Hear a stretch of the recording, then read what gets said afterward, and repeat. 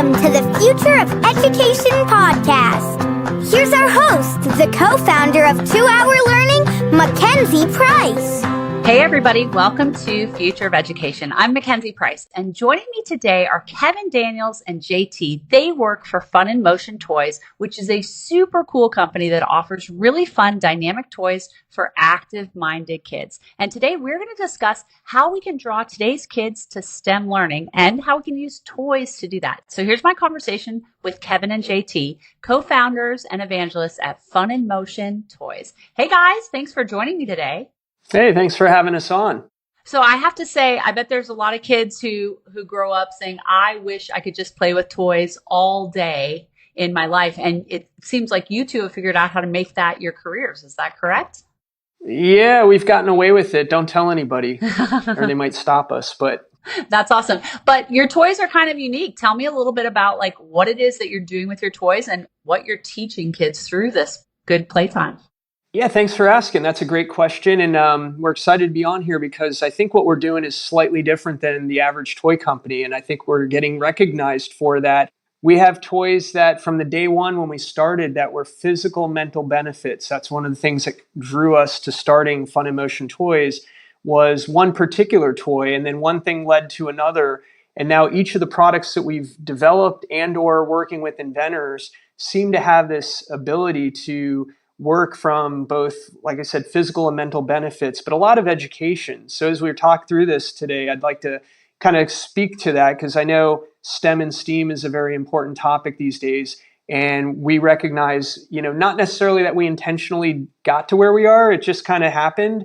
And we're really leaning into it, using the cliche everybody likes to use these days. But we're really excited because we are seeing the benefits and for education, we're involved in a number of things that are trying to get this into more families' hands, kids' hands, schools' hands, curriculum and things like that. So we're very involved and it's exciting to talk about it. You know what? I love seeing that. And there's a reason that I named this podcast The Future of Education, because I do believe that education needs to change. And I believe the future is going to have a lot of innovation in it and more fun. And I think that's where you really see kids learn is when they can enjoy the process of learning, when they find it to be fun and they connect it with kind of the real world experience, right? Oh, absolutely. We're definitely into that. And that's, what gets us so excited is I like to think of it as stealth STEM and STEAM or stealth education. It's, people who don't realize they're learning while they're playing with these things. And I think we're chock full of that in our products. So love it. We've got quite a few items that, have that. And I guess maybe we'll talk a little bit about that, but definitely that motivates us. We've done trade shows. Last year, we had one that was for gifted children. There was a conference. We were dealing with a lot of teachers of gifted children, talking about programs at different school districts and putting together a curriculum. And that's something we actually have somebody who's starting full time in the next couple of months who was a teacher who actually works with the Boys and Girls Clubs, is head of programming and creating events for that in one of the Palm Beach County, which is right here by Fort Lauderdale. We're in South Florida. And she's just been a friend of ours and she's going to come on full time to help us in this regard, getting more into the education, creating curriculum, whether it's high school, college, and all, even the grade schools. So it's something we're really excited about. It's just one of the different rabbit holes that we can go down because, like I said, we have therapy. So there's things where we hear about the benefits to ADD, ADHD, autism, even Alzheimer's. We get like anecdotal evidence of this. We don't have clinical data. So that's another area we're looking at. And then there's just so many other ways for toys that we're talking about. But using it in education, definitely a great area that we're focused on right now. So thanks for, Yeah. No, just one final point on that, future of education. One of the best talking points that we came up with right ahead of this call was, we all kind of know, right? What's the highest form of learning that there is? Learning through play. Mm-hmm. So the fact that all of our toys encourage that exploration through the space around you, the world around you, unique movement products that are designed to make people happier and healthier and get kids curious about the world around them and the way that the world works and why does this cube make these different shapes? Why is it that when I put these hyperbolic paraboloids together, it makes a suggestion of a cube these geometrical relationships that exist mathematically become questions that the kids want to answer instead of a question that they're forced to answer on a piece of paper. They actually come up with the question themselves through play. So yeah, let me ask that question because you mentioned this idea of stealth education through, like stealth STEAM toys. And I remember when I was in high school, I wasn't great at science. I wasn't great at math. And I remember being in my physics class and we had to build a car. It was like you had to build a car that needed to go, 50 feet, and it, to this day, I don't remember all the details, but I know you couldn't have motorized, you couldn't have batteries, any of that stuff. And of course, I'm sure there was a lot of physics concepts we were supposed to learn. I do remember that we ended up with a car that somehow through a rubber band process or whatever was able to pass, but I didn't walk away actually understanding the physics. It was fun. It was project based, but I wouldn't say I walked out going, oh yeah, I can totally put this down on a piece of paper now. And that's been one of the criticisms sometimes of project-based learning and this kind of play-based learning. So let's talk about, and maybe give me an example of something that you guys use where you're like, here's the stealth part of it where it's really fun. And then here's how we connect it to like very concrete learning concepts. Oh, I've got a great one right here. So for example, we've got the Shishibo. The Shishibo is a shape-shifting box that makes over 70 different shapes. Okay. It's got 36 rare earth magnets inside. One of the quintessential shapes of the Shishibo is the ball. Now, the common name for this is a ball, but if you want to be fancy, you call it a rhombic dodecahedron. Okay. So that makes me sound like I might be very, very smart, but then you come down to the word and it's like, okay, well, wait, what does a rhombic dodecahedron mean? Oh, okay, every side is a rhombus. Mm-hmm. And there's 12 of them. Do meaning 2, deca meaning 10, hedron meaning shape, polyhedron. So this is a rhombic dodecahedron, otherwise known as a ball.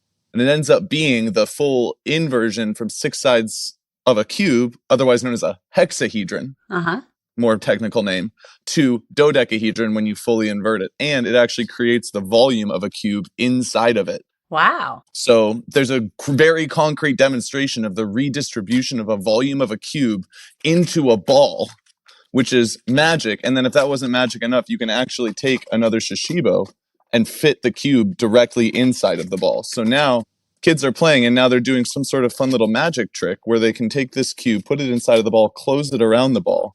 And that's a very concrete example of a way that now like some 9-year-old's going to run around, Mom, look at my rhombic dodecahedron. Okay, I love that. There's no question you just gave a full-on great lesson there. Is that something that comes with your toys? And so parents and kids can like read about these things and learn it? Or are they just kind of playing with a cool doohickey? Which, is a very, very specific term too, a doohickey, right?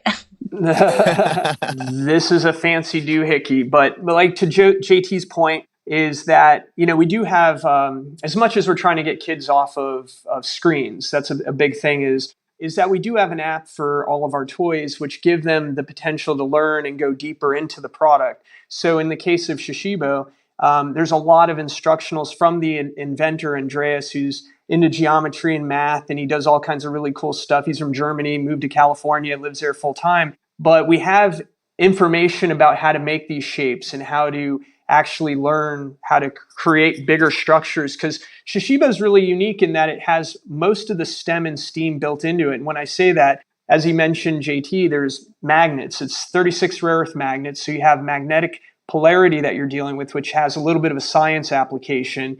And then you have the geometric shapes that you're dealing with, which is a bit of a math bend to it.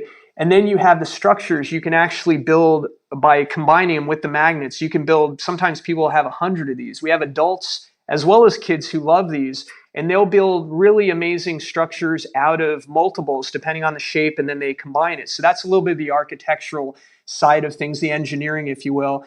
And then you have the art. So we actually work with artists. Lawrence Gartell was the first artist we partnered with, and he was the pioneer of digital art. So he taught Andy Warhol how to do digital art, believe it or not, back in the 70s. And it's just amazing because he was the one who helped to create digital art, which is a new medium for art. And now Shishibo is being recognized as another medium for art. We have artists who reach out to us who want to put their art on this because it creates basically a 3-dimensional kinetic sculpture you can move and manipulate versus a 2D just a painting or some. So it's kind of fun. We have this application. We don't have a lot of technology, and I'm not so unhappy about that because we're trying to get away from technology. Yeah. But as far as like a true curriculum, that's what we're really working towards, is how, because we've had teachers reach out to us and they're using it in schools, but we don't have like a set curriculum ourselves. And that's kind of where we're trying to get to by bringing on full time. We have, I think I mentioned a person who's starting, our friend Cassandra, who has that ability. So we're definitely working towards that. So it doesn't quite answer your question totally, but it kind of gets there a little bit. And if I can jump on just the tail end of that, I mean, if somebody really like for the guided exploration, if you want to talk about geometry, especially non-Euclidean geometry, for ages 5 and up, the Hypertiles building kit, it's part of this new category of toys we're calling confluxion toys, construction toys that flex move. So that's an exploded tetrahedron. Wow. Okay. So what Kevin was just holding right there. So it's as if you took a pyramid and you see all the 4 corners, how they're splaying out right now. Yes. If it was a normal, so a hyperbolic paraboloid, by the way, is a Lay's potato chip, is the wing of a manta ray, is the curl of a wave. It's found all over nature, but all it is it's a square that you've twisted the points on it. Okay, I see that. You took a single square and like twisted that. So anything you can build with squares, you can build with Hypertiles, but with the added benefit that it just so happens to flex and move and sort of uniformly, symmetrically, geometrically work in a way that the mind just does not generally comprehend right off the bat. But what it allows you to do is create any regular geometric solid with hyperbolic paraboloids, which is something everyone's always wanted to do once they see what it does. Yeah. And for the people who are listening to this, I will tell you, they're showing some really, really cool toys and gadgets. And I went on to the website. It's funandmotiontoys.com, and you can see some of the things they built. And this is the kind of stuff that, I know for my own 2 children, I mean, they loved playing with the hexagonal tiles, things like that, building stuff. And these are some really cool toys that are doing crazy stuff. It does almost look like magic. I mean, it really almost does look like magic. And then JT, the way you're explaining this, there's no question there's some academics in there. Certainly, and the Hypertiles instructions reflect that. The Hypertiles instructions will, encourage you to build different solid shapes using flexed squares, using these hyperbolic paraboloids instead. And I mean, the inventor of that is a retired chemistry teacher who's incredibly passionate about sharing as much as he can about his love for this wonderful shape. That's amazing. So you mentioned that you have some teachers reaching out who are interested in your toys. Are you generally finding that those teachers are the exception, or are schools kind of excited to bring this type of learning into their classroom? I mean, that's a great question. I think, again, we didn't really intentionally get to this point, but we have teachers reaching out to us. So they're initiating that conversation and noticing the application within their school. So a lot of times we find ourselves just saying, hey, how's that working out? How are you applying it? What's going on? And so we're trying to gather information because it kind of came to us unexpectedly. It's not like we developed these toys specifically for education, but it's just that they do have a very strong use. So now we're taking it to the next level, which is why we're bringing somebody on our team to be focused on curriculum and working with schools and going to the conferences like the Gifted Children's Conference and others to see if maybe we can get the school boards and the school, districts to accept this. So Kevin and JT, I love the stuff that I'm seeing in terms of these toys. I love the idea of being able to give a kid something that's super fun to play with, that's very tangible and physical, and that teaches, these kind of STEM theories. So if I'm a parent who says, gosh, I want to do something like this with my kid, what do you recommend is the best way to engage that child, really, and the parent too, in terms of learning about this? What would you recommend? Well, that's a good question. Again, it's I feel like we're coming into this. We just had a week last week where we were at an event called Gathering for Gardner. And it's a celebration of the life of Martin Gardner, who is a pioneer of what they refer to as recreational math. And I was personally not the strongest in math myself, but having gone there and being surrounded by people who are really extremely impressive in all kinds of disciplines, it was something that it seems like he, when he was alive, was writing about in Popular Science and different magazines. And there was this whole idea of making math in schools more accessible, but in general, making it more playful. And that's what I wished I had been exposed to, because when I went through school and, ended up having to go through all the different math through all the way through college, a lot of times it felt forced. It was just one of those, means to an end, kind of not super playful. And a lot of times people, myself and others around me, were like, I'm never going to use this.